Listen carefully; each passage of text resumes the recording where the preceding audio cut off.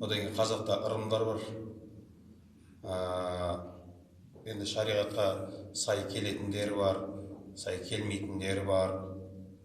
Бір күні қабір басында жаназада тұрмыз. Адамды қойды, жаңағы жастандырып енді жерлеп жатыр ғой. Бір кезде әкел деп жатырды. Қарасақ, құлып, кәдімгі замок, китайский замок алып ішіне қоймақшыды.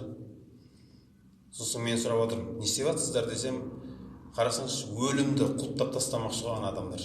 Өлімді құлттамақшы.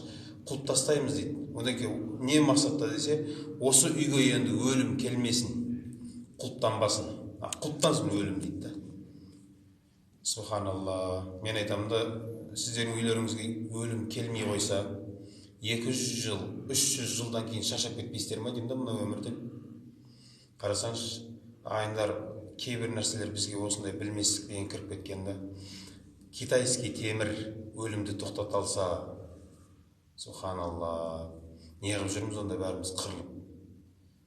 Китайский замокқа бермейміз ба заказ?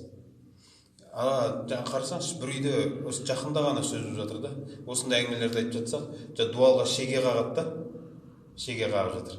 Не болды десе, өлімді тоқтатамыз дейді осылай. Алланың тағдырына қарсы ешкім шыға алмайды. Шеге қағасы ба, лом қағасы ба, монтировка қағасы ба, Алланың өліміне, тағдырына қарсы ешкім шыға алмайды бауырлар. Жаңа бір келіншек енді бір үйде отырсақ, менімен жаңа спорласып жатыр да. Мен айтып жатырмын, апа, алдымен сізбен мен қазір тартысайық дедім да, осы нәрсені дәлелдейік. Бірақ бірден айтайық дедім, мына сөздер жүрмесін. Мен сізге Құраннан айтам, хадистен айтам. Сіз маған қазір петка айтқан, чапайып айтқан деген сөз керек емес сондай. Конкретно исламда не болмаса біреу айтқан болса, сіз қазір аталарымыз айтқан дейсіз ғой. Егер аталарыңыз айтқан болса да, сол атаңыздың атын айтыңыз. Және мынандай кітапта айтылған деп болмаса айтыңыз. Құлып жайлы, шеге жайлы спорласып жатыр да. Сөйтсем, ол айтады.